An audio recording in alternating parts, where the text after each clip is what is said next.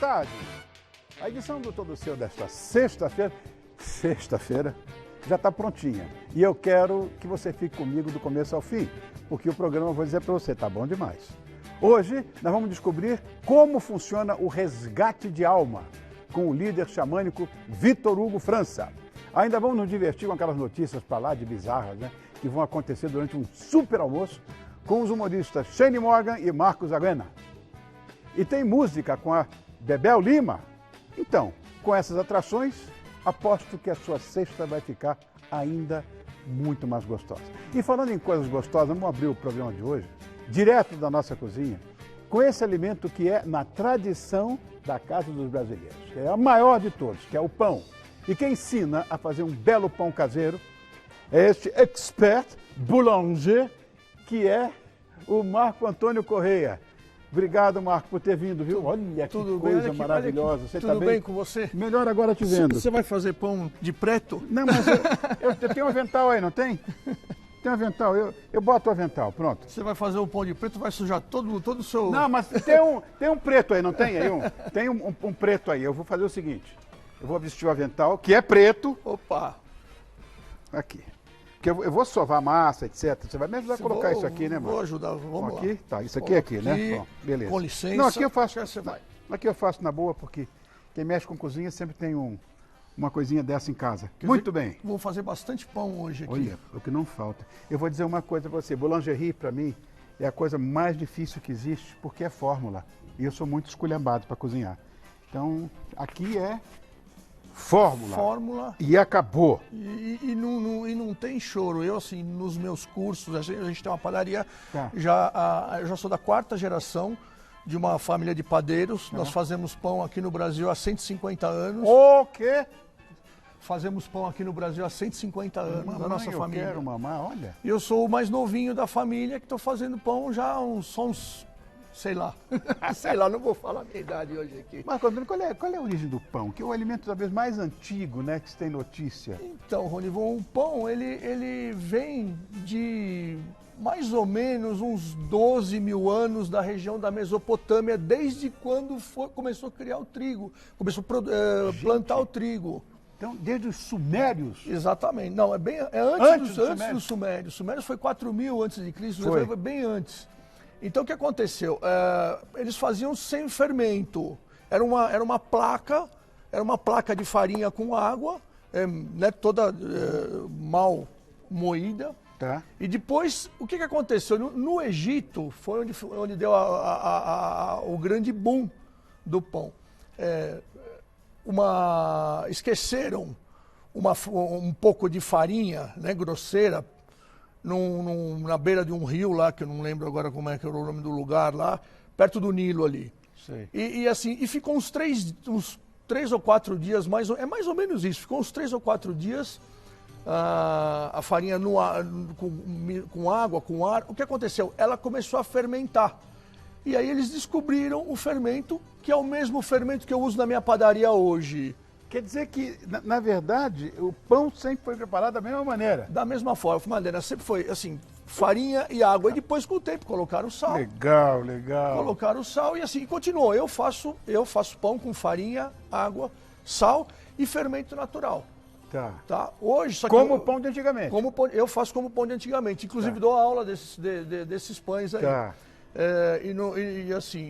Hoje, só que hoje nós vamos fazer um pão aqui, para facilitar a vida das pessoas, dos seus espectadores, né? Tá. Com um fermento biológico. O fermento biológico também é um fermento natural, só que ele foi isolado no laboratório pelo Pasteur. Tá aqui? É esse aqui. Esse aqui é um fermento biológico seco. Então, assim, eu trouxe aqui uns pães até para mostrar para você. Esse aqui é o pão que eu pretendo fazer, que é quando a gente fala que é o pão de Altamura, é uma releitura do pão de Altamura. Tá. Altamura é uma região da Itália. Isso. Sul. Esse é a paneta. Esse aqui é a paneta, esse aqui é a bola. E esse aqui, assim, é o tipo uma paneta, né? Eu adoro esse pão. Eu trouxe um para você levar hoje para sua casa. Pode deixar que ele vai ter um fim digno aqui, ó. Então, nós vamos fazer hoje esse parecido com esse, só que com fermentação, com fermento biológico. E ele vai dar com aquela cara daquele lá, que parece um pão francês, mas é uma releitura do pão de Altamura, porque a modelagem do Altamura ela é diferente lá na Itália. Sei, tá? Pra fazer a bola, né? E esse pão, o grande diferencial dele é que é com farinha de grano duro. É uma farinha remoída de grano duro. E é uma farinha italiana remoída de grano duro. Então, assim, é um pão que dá um sabor, ele é um pão bem gostoso e não é difícil de fazer.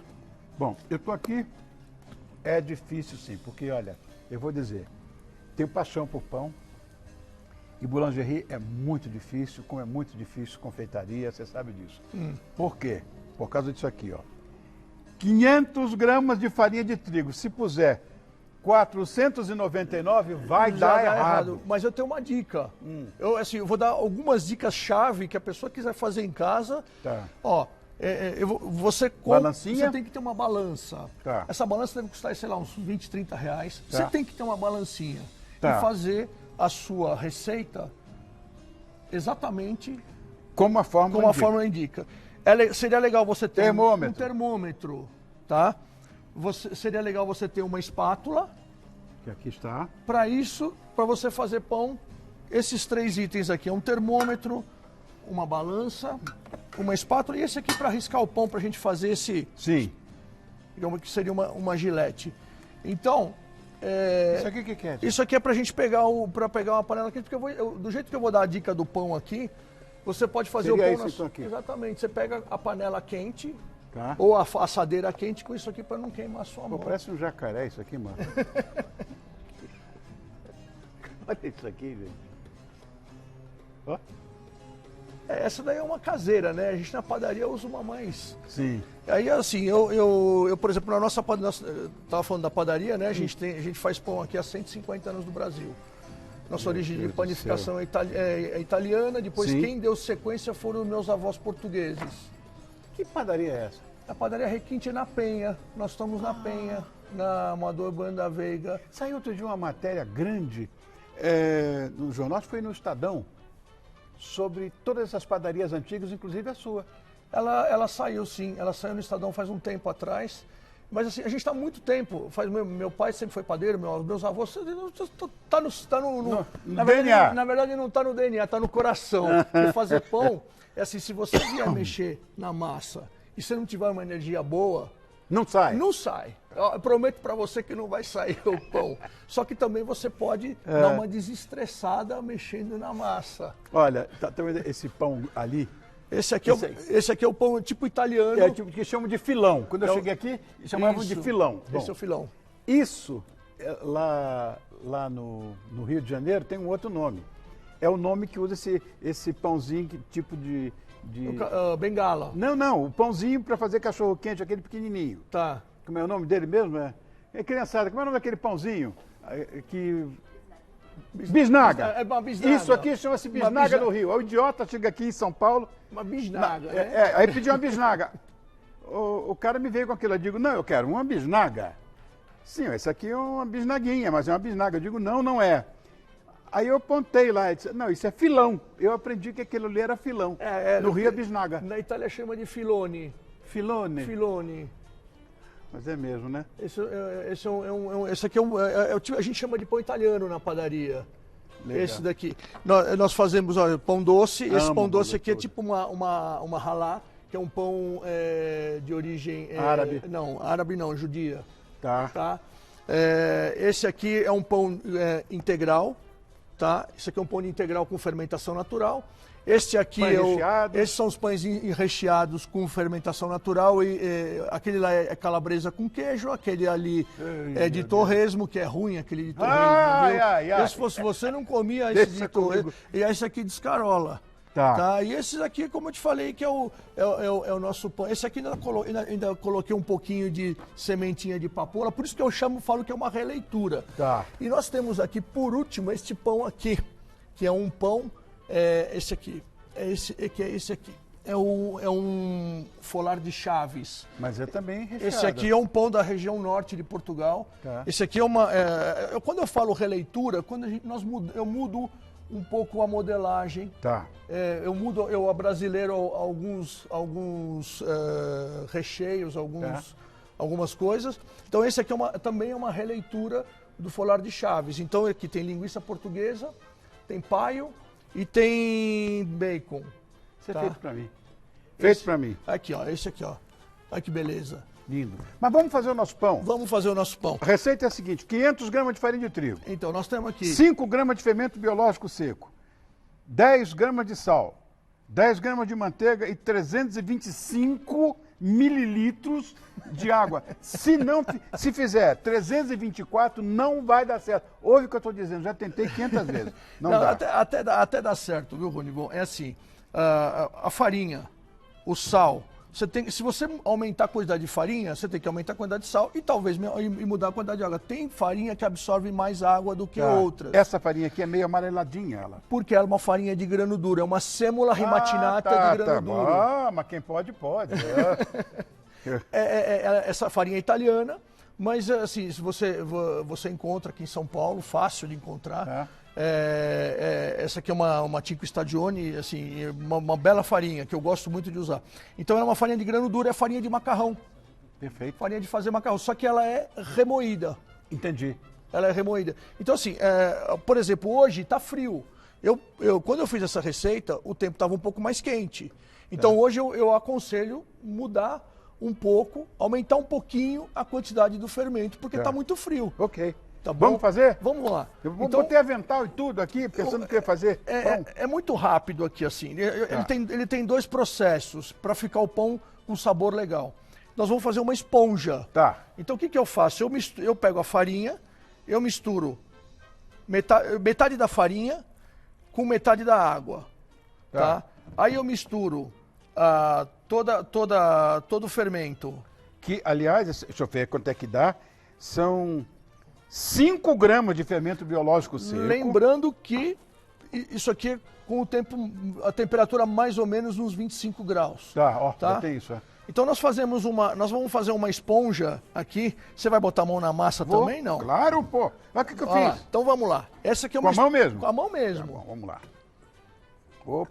Você passou perfume para fazer o pão? Não, só lavei a mão. Porque você vai sovar um pão. Eu digo, então vou ter que lavar a mão. Se bem que mão de padeiro é mão santa, né? Então tá sempre limpa. Tem que estar sempre limpa, sempre. Higiene, limpeza, tudo. Olha só como é que é engraçado esse negócio de massa de pão e massa para fazer doce. Você pensa que ela tá seca. Aí você quer botar um pouco mais de água. Aí desanda tudo. Você tem que ter paciência. Depois tem que sovar ainda, né? Que é a sova, que também é uma coisa mais complicada.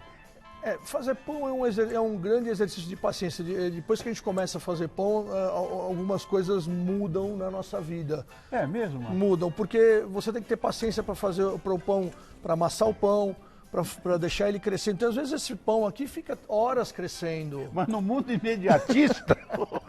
mas alguma coisa tinha que... Então, isso é bom. Ó, tá quase. Você vê que ela incorpora, mas demora.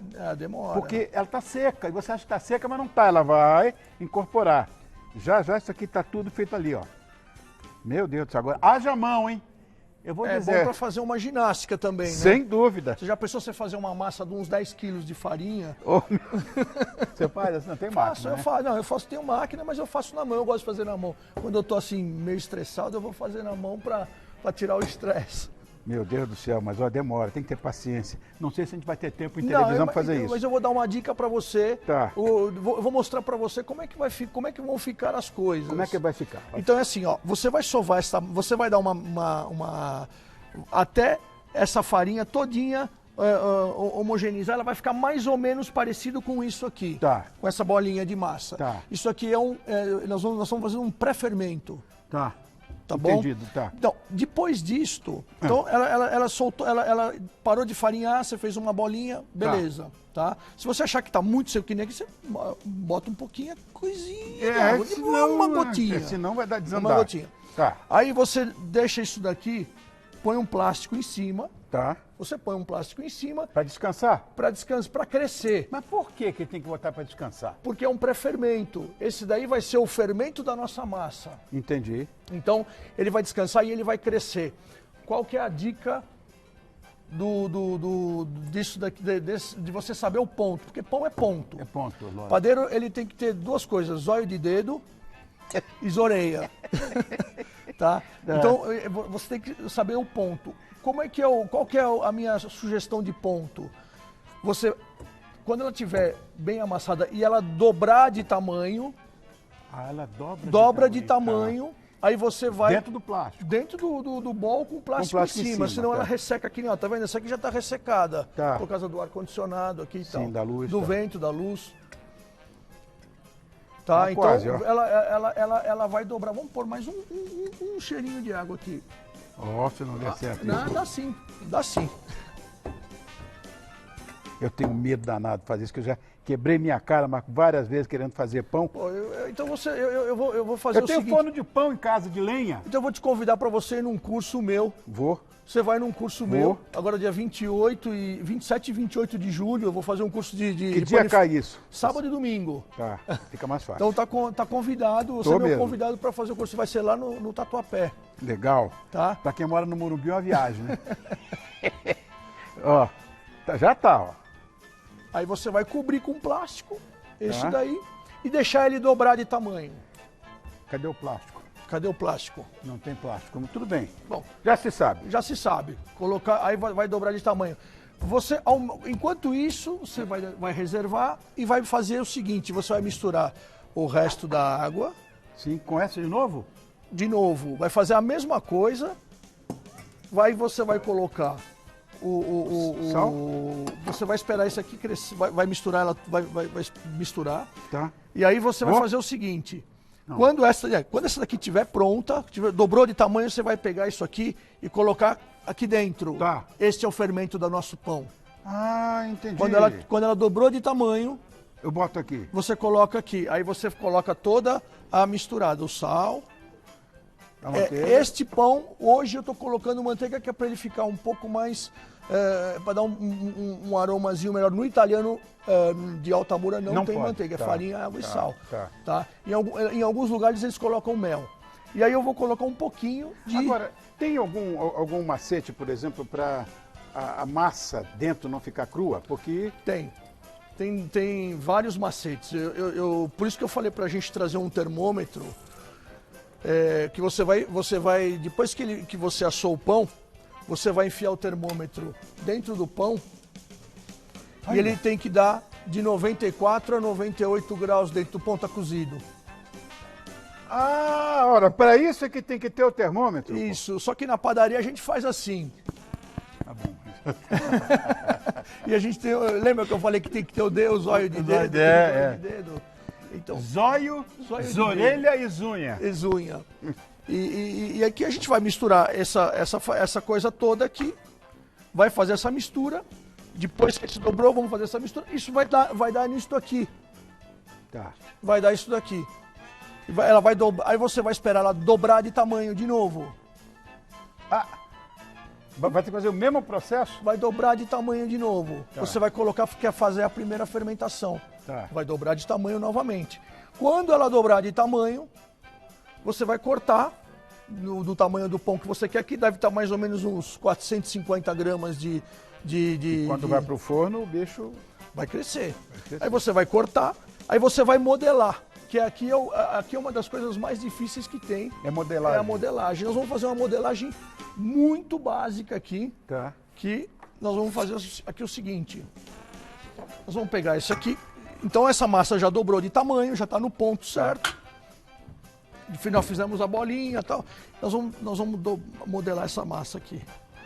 Aqui que fácil. Você vai pegar, vai virar ela para um lado, Tá.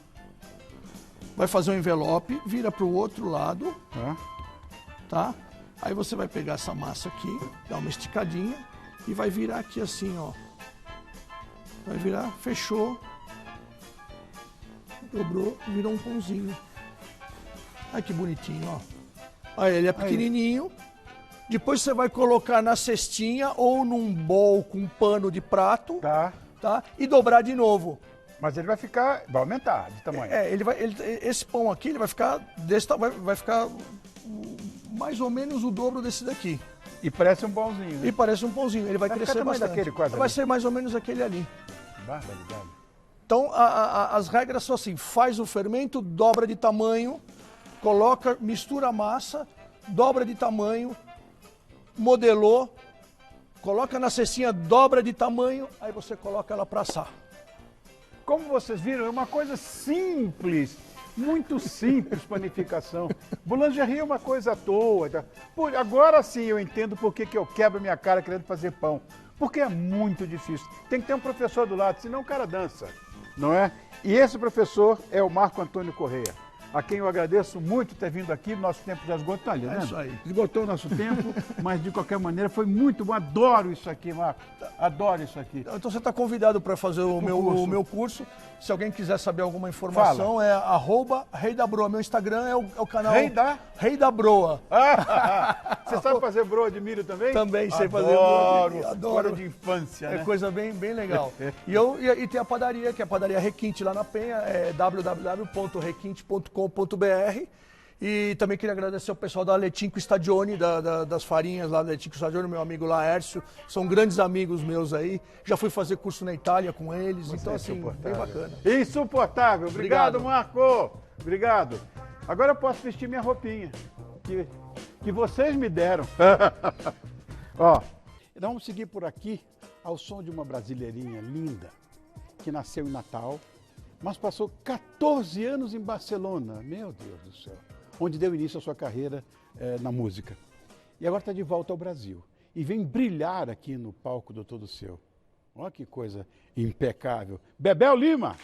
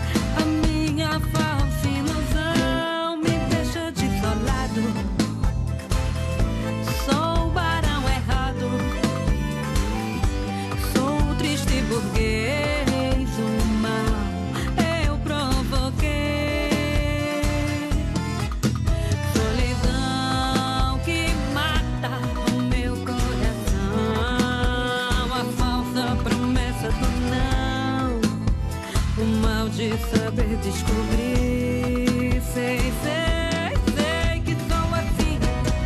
A rocha muda essa história e solta a magia da fêmea com esse olhar de pequena. La la la la la. E sei que sou assim. A rocha muda essa história e solta a magia da fêmea com esse olhar de pequena. La la la la la. La la la la la.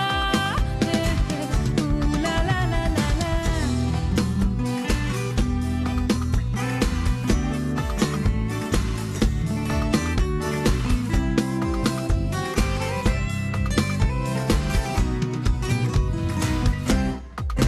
Solidão que mata o meu coração, a falsa promessa do não, o mal de saber descobrir. Sei que sou assim. A rocha muda essa história e solta a magia da fêmea com esse olhar de pequena. La la la la la. E sei que sou assim. A rocha muda essa história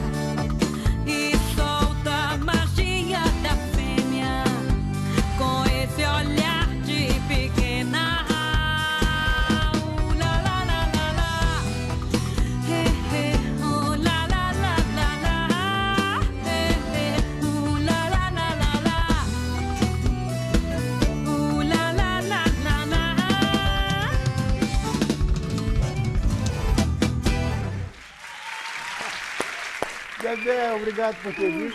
Obrigada a Obrigado, viu? você pelo convite maravilhoso. É uma honra estar aqui no seu Ah, programa. para com essa bobagem, imagina. Não, peraí. Bebel, olha o Peraí, seguinte. você, o ícone da música Para, meu brasileira, Deus, quem não. sou eu?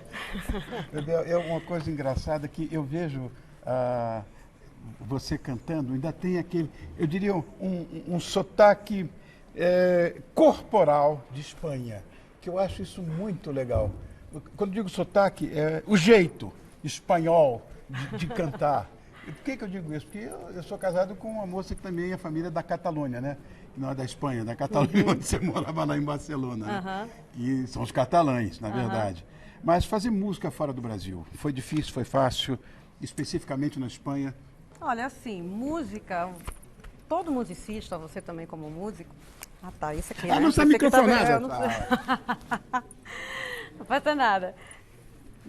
Então, assim, todo músico sabe que fazer música fora é muito complicado, né? Ou seja, Difícil. fazer música aqui é complicado, fazer música fora.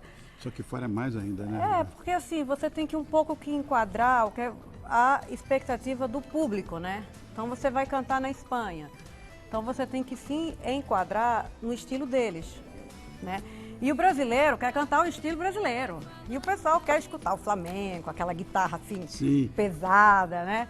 Aquele O acordeão canterrão do Andaluz, diferente. E eu amo a música espanhola, as batidas, as Também nuances. gosto muito. Também gosto Sou muito. apaixonada, né? Toda essa coisa de ver ciganar, rumba dançar com a mão, gitana. na Rumba rumba, gitana é lindo, e né? aquela... e o Brasil já é aquela coisa do samba, né? Vamos sambar. E lá não, lá é a coisa diferente. Mas você cantava música latina lá? Lá é latina. Tá. E esse negócio de música inglesa, olha, gente, perdão.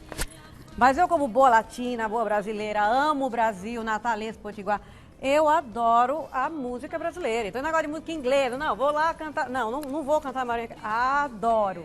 Mas vou cantar mesmo o Egypsy King, vai. Você sabe que quando eu fazia sucesso na Espanha, eu cantava em espanhol também. E tinha que ser aquele espanhol de lá, né? Gracias. Buenos dias. Sim, sim. Que é a linguinha assim, que fala Sim, assim, né? tudo assim, Pouco- é. Coração. Coração. Bom, na verdade, a música brasileira eu sei que é muito bem consumida em vários países. Não sei como é, de fato, lá, estou te falando, eu cantava em espanhol. Mas lá consumiam muito. O que eles mais gostavam da música que você fazia? Olha, eu acho que o MPB é algo que é um ícone, Tá. né? Tanto na Europa quanto nos Estados Unidos. Você vai cantar lá, garota. Você é brasileira? É. Então você vai cantar o quê? Garota de Ipanema, todo mundo. Aí, olha que coisa. Todo mundo olha pra você, já sai cantando essa música. Eu acho que eu cantei umas 10 mil vezes essa música. Acho lindo. Mas agora eu quero cantar outras coisas, né? Claro, claro. Mas é o samba, né? O samba sempre, todo mundo olha para uma brasileira, fala futebol e samba. Gente, tem muito mais coisas, hein? Seguramente. Por que você voltou pra cá? Eu acho que eu estou fazendo um trabalho assim autoral, com músicas. Eu tenho assim aproximadamente 200 composições. Uau, Componho você é muito. insuportável. Chegou uma época que eu fazia olha. 3 músicas em um dia. Essa música agora que eu acabei de cantar, ela é minha. E é muito legal. E eu canto em homenagem aos veteranos do amor, né? A esses homens que são veteranos, né? Que estão sempre aí no mercado. E aí eu não Por que posso você está olhando mentir. pra mim? Eu não posso mentir que eu me inspirei também. Eu me inspirei no Fábio Pochá, que é o meu empresário atualmente. E meu velho e querido amigo. Que é o veterano do amor, né? Ele está Você está bem na sempre fita, hein, Fábio? renovando.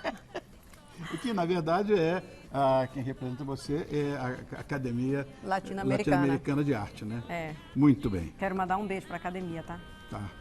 E aqui você pretende fazer o quê? Que tipo de música? Não, aqui eu pretendo ir com A esse sua? meu estilo Tá, mesmo, tá, que é que esse tá. estilo, ou seja, toda vez que eu vou compor, o meu produtor ele tem raiva, porque ele fala assim, não, você compõe o estilo flamenco. Mas, gente, está aqui, né?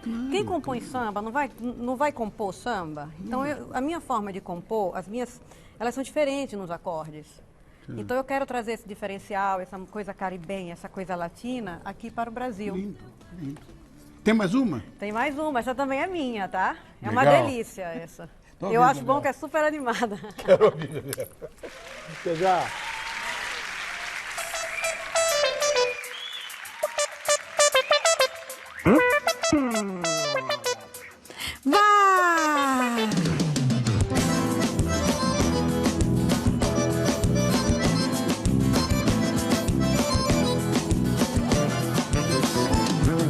Passo o dia inteiro na academia, levanto, agacho cada dia, dou a volta e vejo meu corpão, malhado e todo suadão.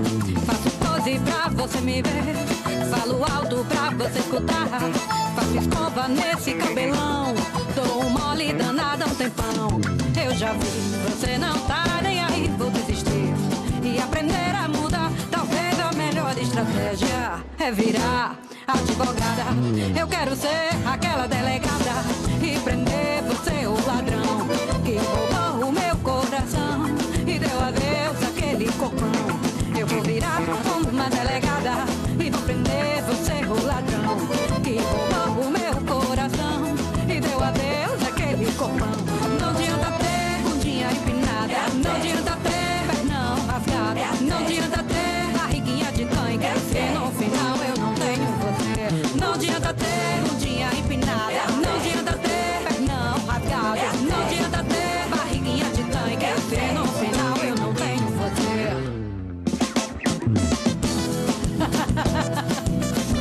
Eu gosto, aí é vocês que sabem, né?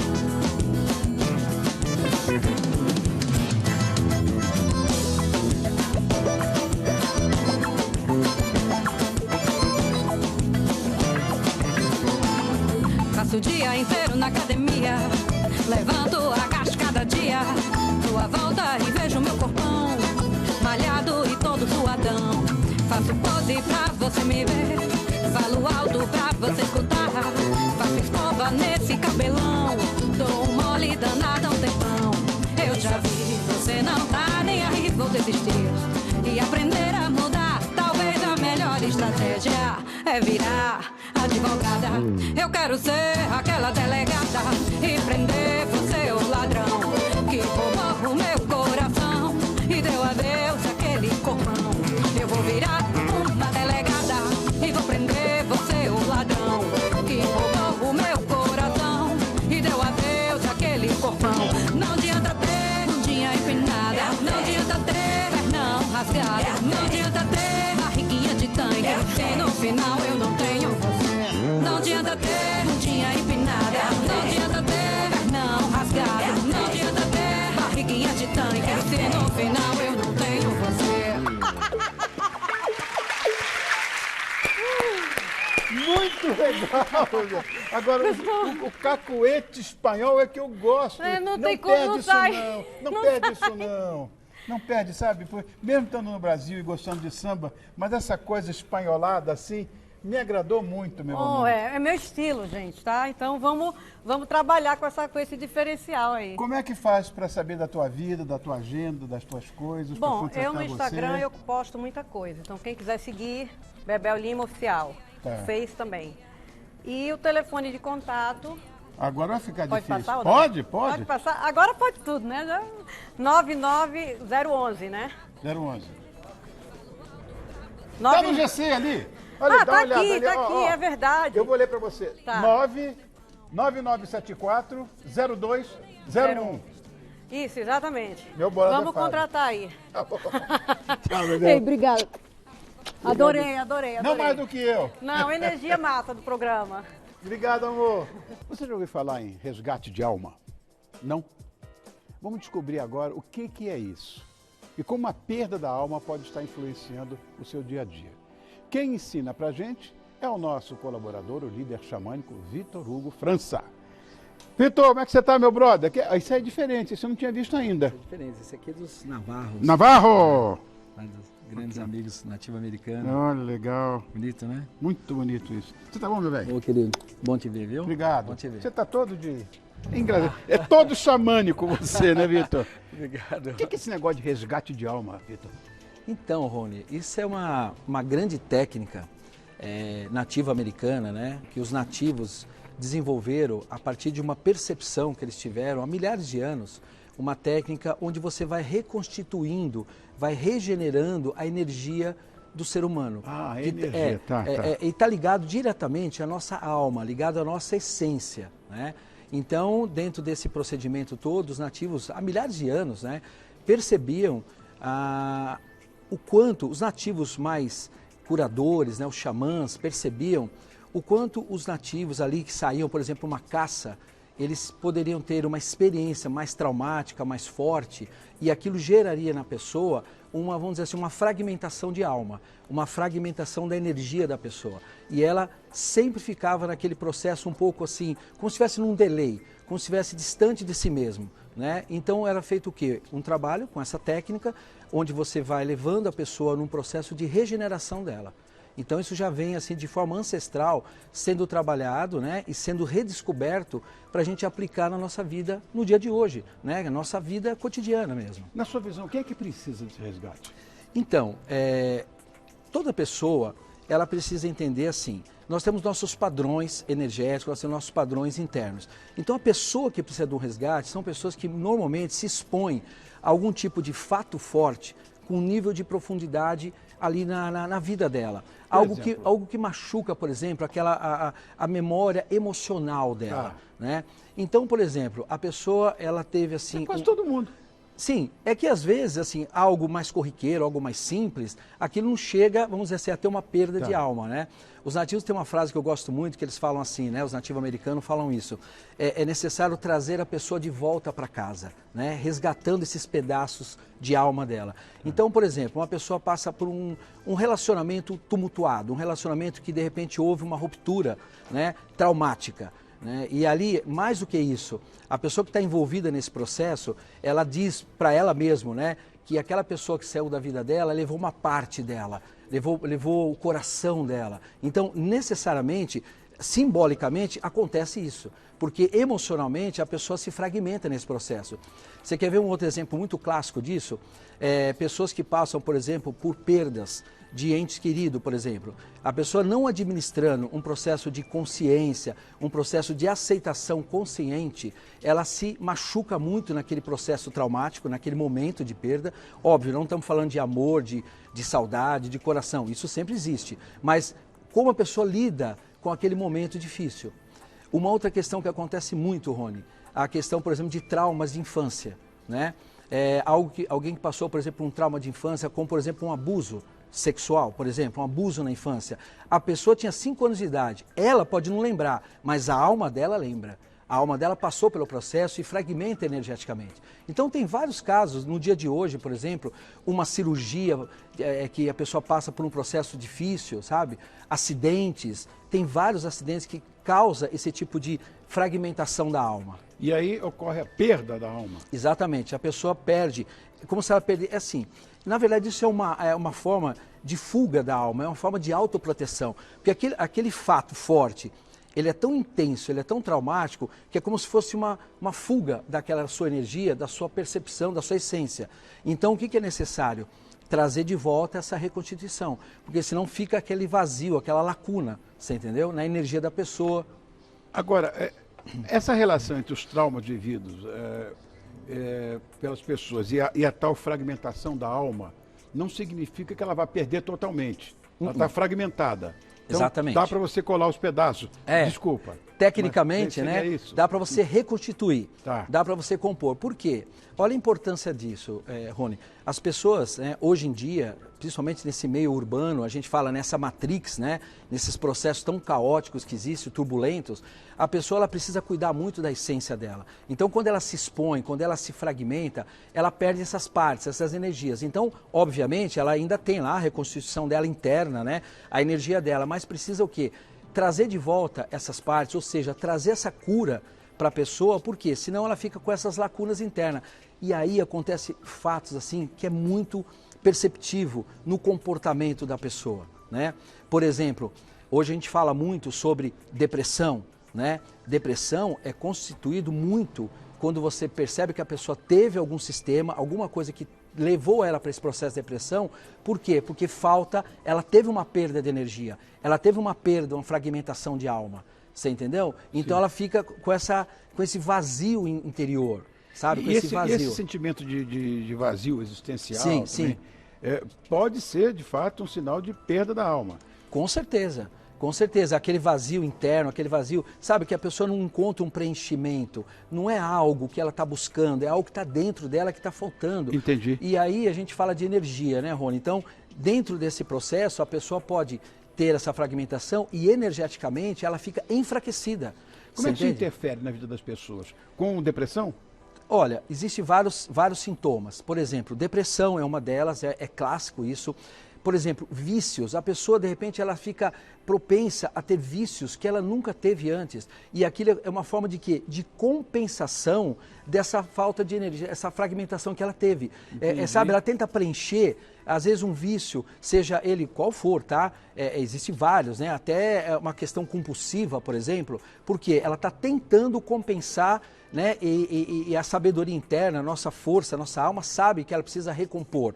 Então começa a pessoa a ter vícios, depressões, síndromes variadas que existe aí hoje no ser humano, né? Porque a pessoa está precisando de quê? De um preenchimento que não vai ser dessa forma, você entende? Mas ela busca alguma saída, né? Agora, essa coisa da repetição dos padrões, Vitor, que a pessoa vai cometer os mesmos erros, atrair o mesmo tipo de problema. Isso é uma coisa que acontece. A moça, por exemplo, se separa do marido porque ele tem determinado vício. De repente ela tropeça no outro que também tem o mesmo vício. Isso está ligado também à perda da alma? Está muito ligado, Rony. Excelente questão. Porque assim, a pessoa ela está num looping, né, de padrão comportamental, que justamente vai gerando cada vez mais esse processo. Jung falava muito no livro dele, O Homem e Seus Símbolos, sobre essa questão da ruptura, né? A pessoa está num processo de ruptura com essa energia, né? E isso é muito legal, Rony, porque a gente, quando fala sobre resgate de alma, sobre fragmentação energética, a gente fala sobre qualquer ser humano, né? Sem dogma, sem nenhum tipo de processo, né? Claro. Então, quando a pessoa está nesse padrão, nesse looping, ela começa a fazer o quê? Ela começa a repetir processos, né? Às vezes, ela precisa fazer uma reorientação de si mesma. E aí entra autoconhecimento, autoaprimoramento, né? Ou seja, a pessoa buscar um desenvolvimento pessoal para que ela consiga lidar melhor com isso, sabe? Porque aí ela começa a mudar. Sabe aquela pessoa, Rony, que fala assim, a pessoa pavio curto, né? Que fala, eu dou um boi para não entrar numa briga, uma boiada para não sair. Então, isso é algo muito negativo. A pessoa está num padrão onde ela fala que ela é assim mesmo, e eu sou assim, só que daí o que acontece? Ela fica nesse processo e ela não dá um passo a mais para a própria evolução dela, você entendeu? Entendi. E ela fica presa nesse processo. Bom, é possível a gente evitar essa perda de alma? E se é possível, como? Olha, é uma coisa que eu falo sempre para os alunos, né? Eu falo sempre nos trabalhos, que assim, é possível, por exemplo, hoje você tomar consciência de que isso existe, de que isso é um fato, que a gente pode monitorar isso e cuidar. Então, por exemplo, é possível você, eu brinco com os alunos, falo assim, fechar essa torneirinha, dá para fechar. O seu comportamento, celebrar mais a vida, sabe? Ter um comportamento de mais assertividade. Então, por exemplo, como eu citei na questão anterior que você comentou, essa questão, por exemplo, de como você reage à questão dos desafios que aparecem na sua vida, sabe? Um fato, uma situação que às vezes não é tão agradável, como que você age em relação a isso ou você reage, sabe? E aí entra a questão da sua energia, né? Da sua exposição a isso. Cai essa questão energética e aí a alma, ela não quer viver aquilo. Ela não quer viver aquela dor, você entende? Então a pessoa perde a energia dela. Por isso é importante essa consciência de saber lidar e se preparar cada vez mais para as questões da vida. Inclusive, como eu disse, celebrar mais a vida, trabalhar o seu alto amor, sabe? Trabalhar a sua automotivação, né? Entusiasmo. Isso é uma forma de você evitar uma perda de alma, né? Isso é muito favorável. Agora, uma vez que a alma já foi perdida, o que a gente pode fazer? Boa pergunta. Bom, primeiramente, a pessoa tem, como eu expliquei, né, tem possibilidade de evitar, ok? Agora, já houve uma perda de alma, já houve uma ruptura, né? Primeiro, Rony, isso já vem desde a ancestralidade, isso é feito através de um trabalho vivencial, é feito através de uma vivência, onde a pessoa é acompanhada e assistida, né, por um facilitador. A gente utiliza muito a ferramenta, que é o tambor, para fazer um trabalho, né, fazer um tapete sonoro muito bonito, onde você vai conduzindo a pessoa até aquele momento onde você sente que ali ela teve uma fragmentação, né? A gente vai chegando naquele processo através de uma vivência presencial, muito bem condicionada e trazendo aquelas partes de volta para a pessoa, trazendo aquela energia, como eu falo sempre, né? Mostrando que está tudo bem, que tudo pode se recompor novamente, que a pessoa pode novamente se fortalecer, que aquelas partes podem se unir, que é novamente seguro, sabe? A pessoa está com aquela energia dela de volta e que dali para frente ela segue recomposta. A gente fala da inteireza, né? Da completude do ser. Né? Então, através da vivência é o processo único e o processo assim mais correto. Você falou no tambor, né? Que temos um tambor aqui. Sim. A Kika, minha mulher, há muitos anos atrás foi uma grande e aplicada estudiosa de xamanismo. Sério, sei. E tem um apreço monumental por tambor. Diz que é a coisa mais importante, uma das mais importantes. Sim, uma ferramenta... É o tambor. Por quê? Então, Você, Rony, por exemplo, se você vai fazer uma, sei lá, uma premonição qualquer em relação a isso, se aparece o tambor de alguma forma, é sinal de sucesso. Por que essa história do tambor? Então, Rony, o tambor, ele tem assim toda uma energia, né? Veja bem, aqui nós temos duas energias muito fortes, que é a madeira, né? E a pele do animal. E lembra, o tambor, ele é todo feito de uma forma muito sagrada, né? A madeira é pedido licença para a floresta, é pedido licença para aquele animal que desencarnou ou ele teve a ida dele embora para outro plano e você traz novamente a vida desse animal no tambor. É uma forma de você homenagear aquele animal. É sabe? bonito isso. É bonito, né? É bonito. E o tambor, assim, tecnicamente falando, é um instrumento de poder. Inclusive, ele é estudado nos Estados Unidos, né? Porque a vibração que ele emana, quando você toca, essa irradiação, ela atinge níveis de hertz, onde leva uma energia que a pessoa, por exemplo, entra num relaxamento ou num processo de uma jornada, como a gente faz na vivência para fazer a busca do resgate de alma. Então, a vibração do tambor, ele leva nesses estados de consciências diferenciados. Entendi. Você entendeu? Então, ele é realmente assim, um instrumento simples, mas muito forte nesse sentido. Por isso que ele tem toda essa... É que a gente fala, o espírito do tambor, ele fala, né? Ele é um grande conselheiro. É por isso que a Kika falou justamente isso, né? Um grande conselheiro, é tudo isso de usar por esse lado, por esse tópico. O tal do tambor. Agora, muito bem, você resgatou a sua alma. Que benefícios você vai poder sentir depois que a sua alma foi resgatada? Nossa, é algo assim, um empoderamento, Rony, absurdo, assim. Por quê? O poder pessoal da pessoa, o poder pessoal, sabe? A sua essência fica fortalecida, a sua autoconfiança fica fortalecida, o seu poder de coragem, sabe? De enfrentar as questões, puxa, vamos resolver, vamos arregaçar a manga, vamos fazer, sabe? A sua percepção, né? Os valores, o entusiasmo, tudo isso fica muito fortalecido. Porque a pessoa está na inteireza dela, ela está na completude do ser dela. Então, tudo é possível, sabe? A pessoa, ela acredita mais, ela busca mais. Você vê pessoas que o olho dela está brilhando. Por quê? Porque ela está na essência, ela está na completude dela. A alma dela está inteira, né? Ela não tem fragmentos que possam machucá-la. Porque a questão da fragmentação muito vem através de dor, né? De uma dor, de um processo, de algo. Então, quando a pessoa está com a sua reconstituição, nossa, é um outro ser humano, é uma transformação absurda, assim. Agora, Vitor, para encerrar o nosso papo, você Sim. pode ensinar alguma prática, sei lá, que seja simplista, para a gente começar a realizar esse resgate da alma? Ótimo. É como eu te disse, né? A prática principal é uma vivência mais profunda, né? Que a gente faz. Agora, mas nesse momento... Uma coisa mais prática. Dá para ensinar uma questão assim da pessoa realmente fazer uma conexão, sabe? Começar a valorizar essa reconexão dela com ela mesma, você entendeu? Da alma dela. Eu vou até usar o tambor aqui. Ótimo. Uma coisa importante, Rony, o tambor, ele está ligado diretamente ao nosso coração, sabe? Ao toque do nosso coração, a nossa essência, né? Então, eu vou deixar só tocando um pouquinho aqui de fundo e eu quero falar para o seu telespectador o que a pessoa pode fazer de uma forma simples, uma dica assim, muito importante, é a pessoa, por exemplo, em algum momento do dia dela, em algum momento que ela sentir, ela ter um minuto para ela, né? E naquele minuto, ela fechar os olhos dela e ela respirar para a alma dela, em homenagem à alma dela, um minuto. E nesse momento, eu peço para ela fazer até algo mais, ela mentalizar exatamente o seguinte, como se fosse um comando que ela dá para ela. Eu honro a minha alma.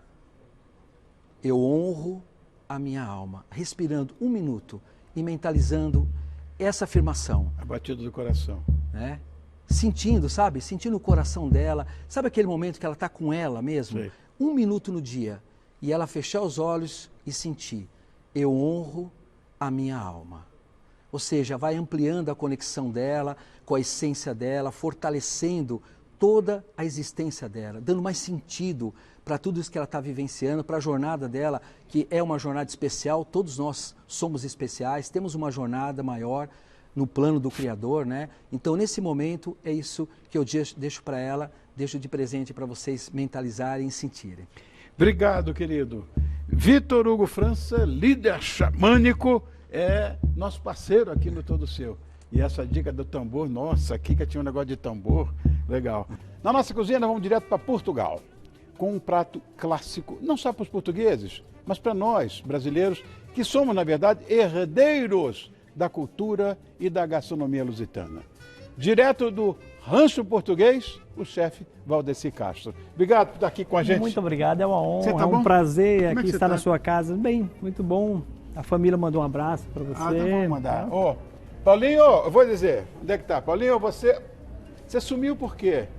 Nunca mais. Antigamente ia, almoçava lá em casa, você, Isabel, seu pai. Agora não mais, né? Sua bonitinha, sumiu da minha vida. Você tem que virar essa página, viu, Paulo? Senão eu vou ficar muito triste com você.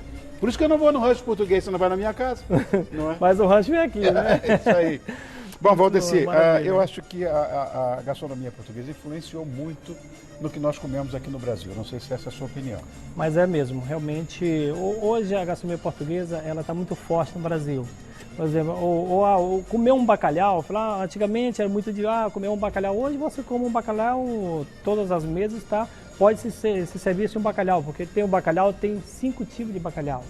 Então tem o gado morrua, o gado Microsoft, e tem o ling, o zarbon e o site. Então assim, dá para colocar em toda a mesa brasileira o nosso prato tradicional português. Mas e também tem a sardinha, né? Sim. Tem a sardinha que é um... Você lá no rancho português faz, eu já Fazemos fui lá uma vez. um mega festival. Festival né? da sardinha. Sai nesse festival, sai 1 tonelada de sardinha em 2 dias. Né? Uau! É muito Agora, bom. esse é o morrua, esse é o gado É morrua, o né? gado morrua.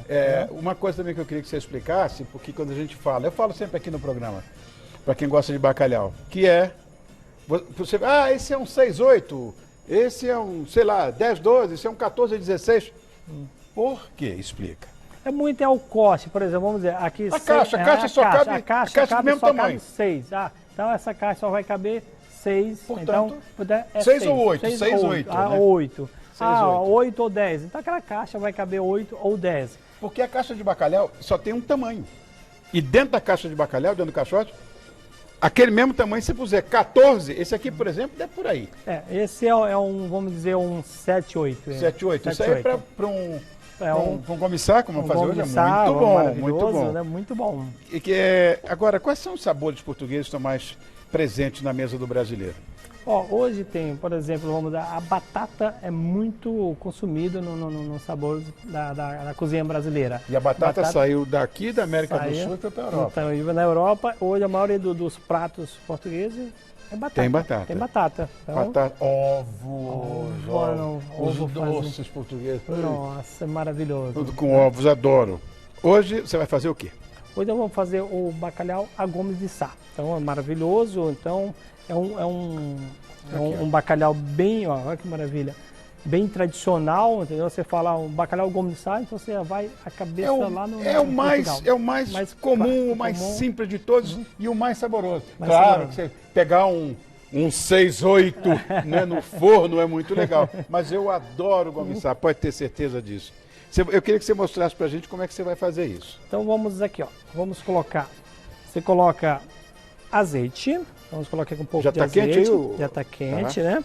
Não tem nada, Então, olha, azeite é seguramente... Simples e prático. Não, mas azeite é o que existe de bom. Bom, tudo de bom. Aí você pega a cebola, você vai brangir ela um pouco, tá?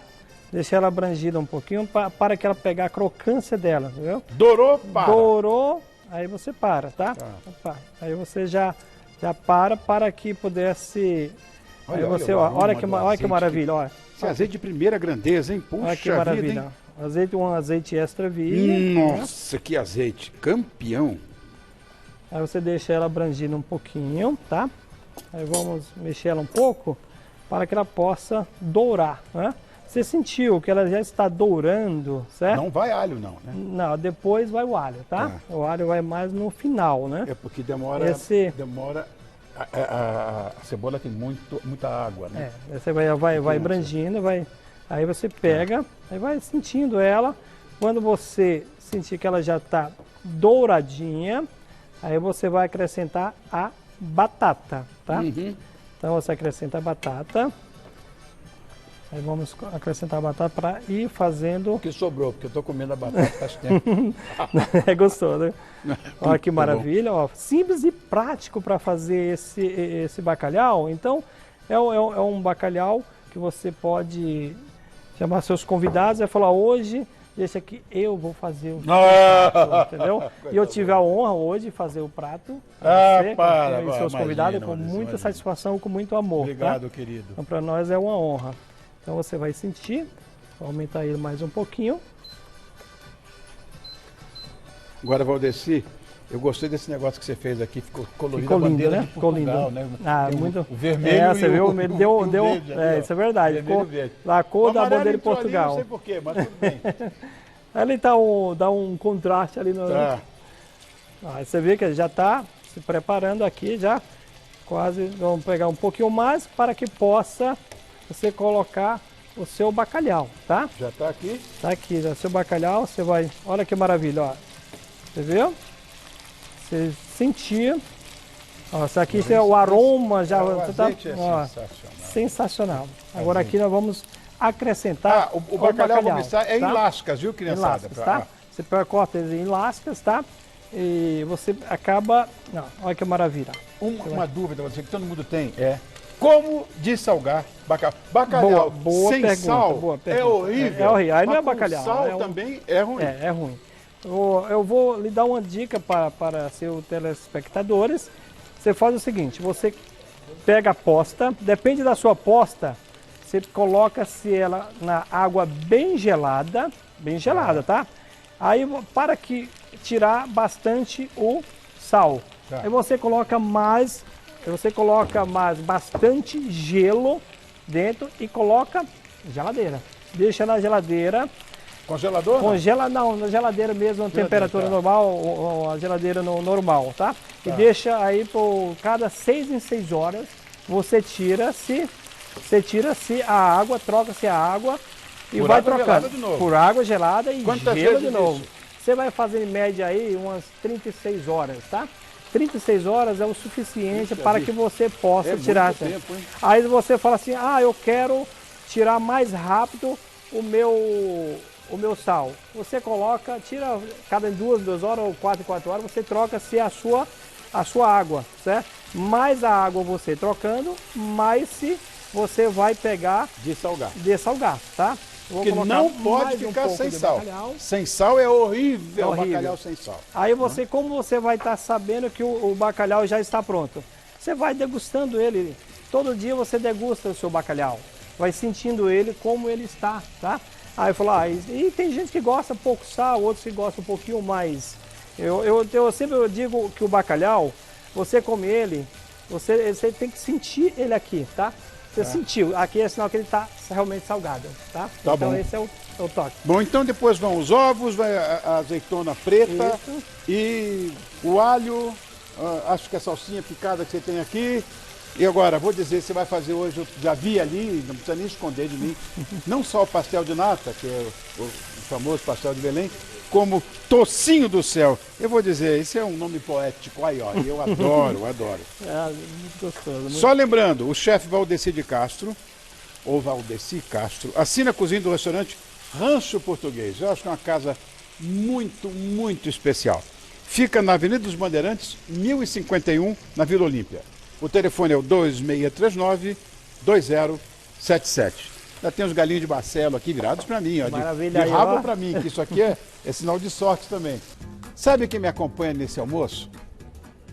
Eu vou dizer, referências do humor do nosso país. E eles vieram se divertir comigo e comentar as notícias mais inusitadas. Eu estou com o Shane Morgan aqui e o Marcos Aguena. Obrigado por terem vindo. Como vai, Rony? Tudo bem? Tudo jóia, graças a Deus. Quanto tempo, bonitão? Quanto tempo tem? A última vez no seu programa, Comendo.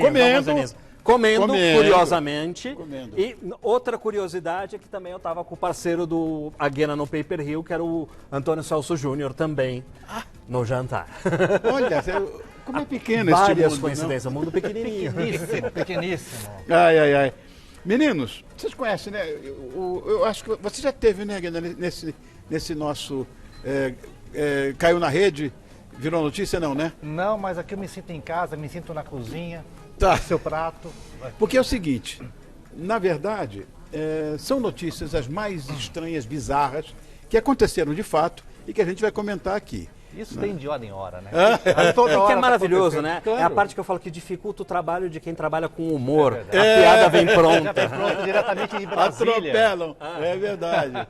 Qual foi a notícia mais bizarra que vocês ouviram nos últimos tempos aí? Nossa, anotei um monte aqui. Você anotou um monte? Olha, eu vou falar só uma delas que eu achei Fala, muito Guilherme. bizarro. Família encontra carro 3 anos após estacioná-lo. Como assim? sério. 3 anos, e aí você vê que é notícia séria. Imagina Uma o que tamanho do shopping, né? Eu me diverti muito, foi uma vez que o ECAD cobrou de um grupo de teatro o RG do Brahms. Pra poder cobrar direito autoral. E a notícia, você fala, como assim? É real?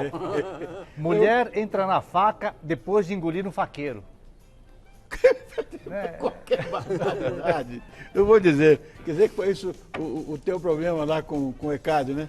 Eu recebo uma fortuna de 3 em 3 meses do ECAD. De 3 em 3 meses, Mas é uma fortuna. maravilha. Recebi, acho que foi agora 190 ou 200 real. Não vou gastar tudo, não. Não gastou Não, tudo, mas tem né? gente que ganha 14, 20 milhões.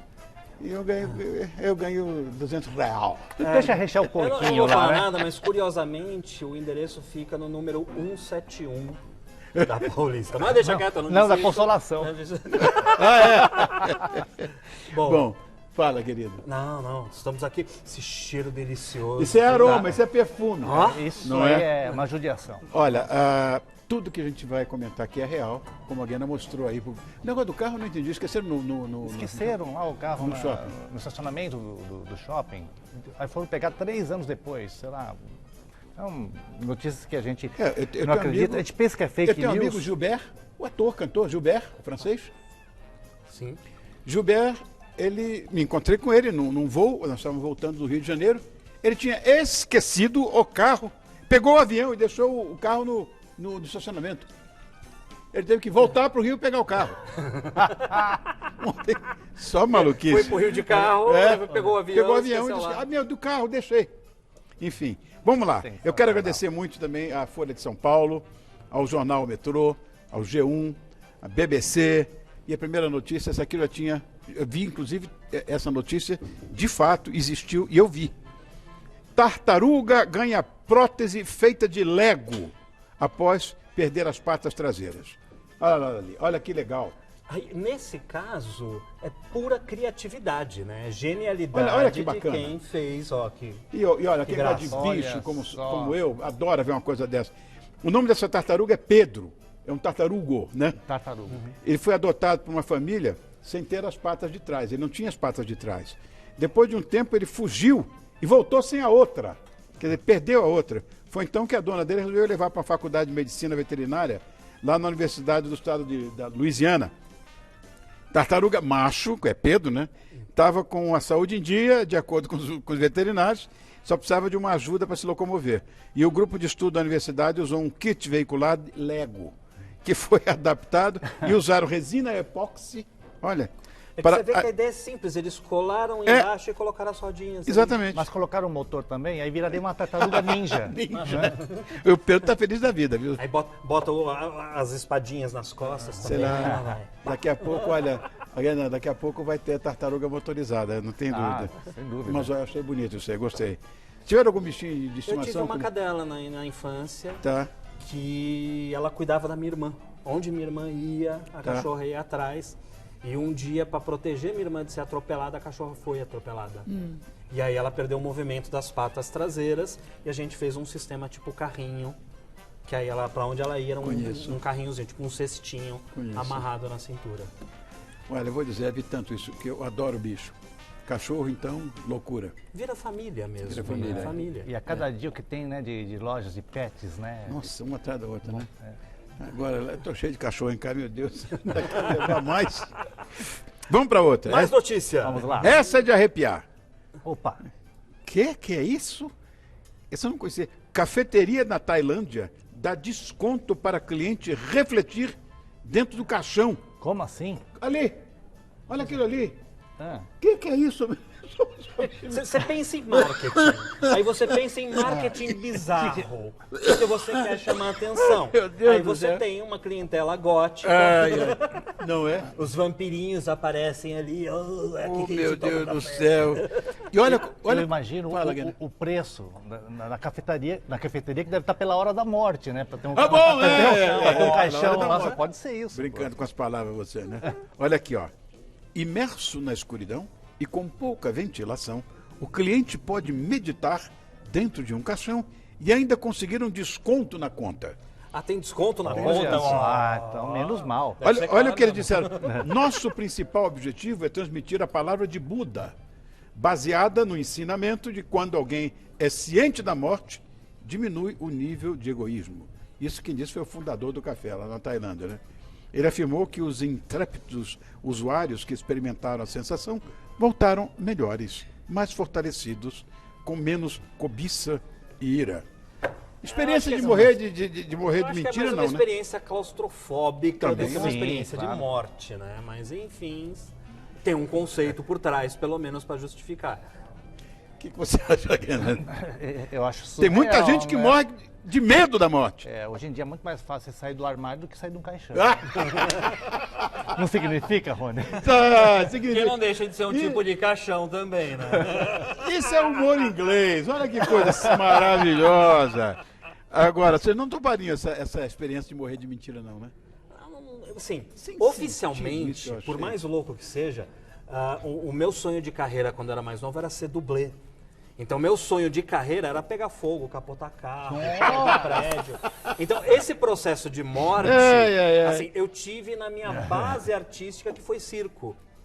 Que é a grande base artística. 20 anos atrás e 30 ou 40 quilos a menos, eu fui trapezista. Então, Uau! Sim, então já lindo, tive. O trapézio é lindo. uma coisa linda, maravilhosa. Adoro circo. Né? E indescritível a sensação, ou mesmo essa proximidade com o perigo que é você balançar, pular de O um lado circo, pro ela outro e brinca com tudo a morte, mais. né? É. Brinca Então com a é morte, um... Então, assim, esse processo de filosofar a respeito da morte, a gente passa naturalmente no treinamento de circo. Meu Deus do céu. Eu não teria coragem, não, Guilherme, de... Não, mas Eu já- você vai, eu já mas tive tem essa umas coisas experiência. loucas. Você fala, a primeira vez que você balança, a sensação é única. Quando você larga o trapézio para cair na rede, é segundo, é uma fração de segundo. Mas numa primeira vez, você sente sua vida inteira passar na frente, a barba crescer, ela caiu, você vê uma vida nova, você vê outras vidas. Não chega nunca essa rede. Ela não chega nunca. A primeira vez que ela não chega nunca. Eu já gravei Depois uma que você matéria. acostuma... Eu já gravei uma matéria, né? Me agarrando lá, me derrubando na rede. Eu fiquei uma semana com dor pelo corpo todo. Da tensão. Da tensão que eu tive na hora de Por pular. exemplo. E você estava É com um o cinto de absurdo. segurança, com a lonja também não? Nada, A primeira tava vez você assim foi desse na jeito, cara com ela. pulando no Valente. uma matéria gravada pra TV. É Você absurdo. é doido. Eu sou. Meu Olha, Deus Você do vê céu. essa tensão, esse medo do que pode acontecer da morte, ácido lático uma semana, né? já fiquei amarrado num para-choque de carro, umas coisas assim absurdas. Eu também fiquei, mas eu tava me divertindo tanto que... Você queria ser stunt, você queria ser dublê? Ser dublê e fui locutor de uma arena de tuning. Aí virei pra equipe que tava fazendo tuning, vai ter para-choque humano? Ele vai, posso? O cara olha pra mim, você tem certeza? Eu falei, mas é claro. É tudo que eu quero, sonho de consumo desde criança. Aí eu fiquei louco. narrando as acrobacias do para-choque da equipe do Chico Louco na época. Meu Deus do céu. Essa é bizarra, hein? Essa aqui. Mais uma. Homem sobrevive um mês preso em toca de urso na Rússia. E ele disse, ele me guardou como comida para o futuro. Um urso esperto, né? Um urso esperto. urso inteligente. Ou pode ser um urso bipolar, né? Um urso que tem uma geladeira, você vê que bacana. Que tem aquela parte que ele Meu dá Deus uma... do céu. De acordo com o The Siberian Times, a vítima foi encontrada graças aos cães, nós vimos os cães ali, de um grupo de caçadores que percorriam a região na República de Tuva. Provavelmente atrás do urso. Pois é. O grupo pensou que ele era uma múmia humana. Olha o cara ali, gente. Olha como é que ele está. Não, a sorte que ele tem de ter sido encontrado, a loucura que é o processo. No entanto, ao se aproximarem, viram um homem abrir os olhos e pronunciar seu nome. Já no hospital, Alexander relatou com dificuldade o que lhe acontecera. Ele não se alimentou durante o tempo que passou na toca e explicou que bebeu sua própria urina para sobreviver. Os médicos locais dizem que não podem explicar como ele sobreviveu aos ferimentos. E segundo especialistas, o urso pardo caça a sua presa e espera dias ou semanas antes de devorá-la. Uau, eu já tenho uma certa resistência a urso, mas depois que eu vi isso aí, me disseram que esse cara tinha... Olha, eu vi isso na internet. Aí achou que era fake a notícia a fake. princípio. Porque você vê uma coisa louca dessa e fala, é fake. Mas é fake, claro. E a maioria das coisas da internet é fake mesmo, né? Sim. Bom, e aí o que aconteceu? Diz que esse cara foi enterrado vivo e que o coveiro ouviu ele gemer e abriu tudo. Quer dizer, já inventaram uma outra coisa. O negócio do urso é verdade. É verdade. Bom, Eu cheguei a ver o É. vídeo, Rony. Eu vi o vídeo. Eu vi no também. grupo de WhatsApp. Eu vi. É impressionante. Eu vi também o vídeo. Você pensa O que é uma cara estava montagem. muito machucado, muito machucado. Mas Bizarro, o que pode dizer bizarro de demais. uma situação improvável como essa, né? Você já foram atacados por algum animal? Ex-mulher conta? Obrigado. Ah, que maravilha! É só pra ter certeza. Ex-mulher é pra sempre, pô. Só pernilongo.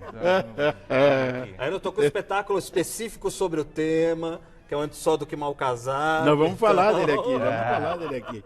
Agora, qual é o animal que vocês têm mais medo? Se tem algo, vocês têm medo de algum? Eu Bom, sempre, por favor. eu sempre... Ser humano. Acho que eu ia enrolar e ia chegar nisso. De animal mesmo não tenho medo, não. Acho que... Eu também não. Tive uma época que cresci em fazenda, então tenho coleção de cicatriz, de cair de cavalo, de ser mordido por gato, cachorro. Se tiver uma cerca entre a gente, então, não tenho medo. Bem-vindo ao clube. Nossa infância foi seguramente maravilhosa, que a gente viveu em fazenda. Minhas férias de fim de ano, quando eu ia para a fazenda, meu Deus do céu. Menino, calça uma bota. Descalço, aquela coisa. Onde é que você foi? Você saía de manhã cedo para pescar. Fazia, ai, de cavalo, que coisa boa, não? Ai, fogão de lenha, tudo isso é bom. E a coleção de cicatriz para marcar uma infância feliz. Seguramente. Eu tenho várias. Uma que poderia ser vista agora aqui. Eu tenho esse cortezinho aqui no dedão. Foi uma traíra. O peixe. Pescando. 40 minutos depois de tirar da água, a traíra me mordeu. 40 minutos depois. Depois. Daí o nome, né? Eu tenho essas aqui maravilhosas, ó, de carrinho de rolemã. Ah, como meu Deus. Olha, só para lembrar, temos ainda o quê?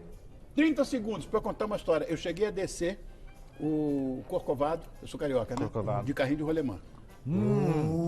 Uau! Rock and roll! Mas eu vou te mostrar a cicatriz também. Olha, nosso tempo está chegando ao fim. Eu queria que vocês deixassem o recado que vocês quiserem. Antes Só do Que Mal Casado, sábados de julho, às 19 horas no Teatro Santo Agostinho. 19 ou 7 horas da noite, dá para escolher. Os dois são o mesmo horário, entendeu? E fantástico, no mesmo teatro, uma sequência. Tem também Coração Safado, tem também Quatro Amigos. E em agosto, chegando no Teatro Santo Agostinho, junto com Antes Só do Que Mal Casado, tem... Combo Mais, com Paper Hill e também nós teremos o Confraria, tudo num só, juntos e misturados, Shallow Now, né? Maravilha. 6 humoristas em um único espetáculo, dia 2 de agosto, às 21h45. E também estou lá na rádio, Energia 97, Sim. todos os dias de segunda a sexta, no Energia na Veia e depois no Morde e Assopra. Em julho, Antes Só do Que Mal Casado. Em agosto, chegando o Mix Stand-Up com Marcos Aguiar. Acompanhe a gente nas E redes sociais. todos os meses e todos os dias aqui no Todo Seu. Obrigado. Imagina, Rony. Bom, mais uma semana se foi, mais uma edição chegando ao fim. Obrigado pela sua companhia, a sua audiência. Segunda-feira estamos juntos, 1h30 da tarde.